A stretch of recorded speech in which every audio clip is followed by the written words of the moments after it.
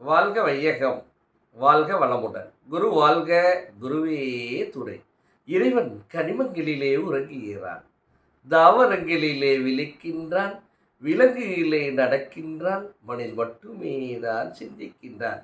அப்படி சிந்தனை மிக்க பெரியார் உங்கள் அனைவரையும் நம்முடைய தத்துவ ஞானி யோகிராஜ் மகரிஷியருடைய அருளாசியோடு வரும் 16ஆம் தேதி ஞாயிறு காலை 10 மணி அளவிலே திருப்பூர் மண்டலம், திருப்பூர் வனவளக்கலை மண்ட அறக்கட்டளை, பத்மாவதிபுரம் சிங்காரவேல நகர அறிவு திருக்கோயில் திறப்பு விழாவானது நமது உலக சமுதாய சேவா சங்கத்தினுடைய தலைவர் பத்மஸ்ரீ எஸ்கேஎம் மயிலானந்தம் அவருடைய தலைமையிலே திறப்பு விழா காண உள்ளது. நண்பர்களே, அனைவரும் வருக என உங்களை அன்போடு அழைக்கின்றோம்.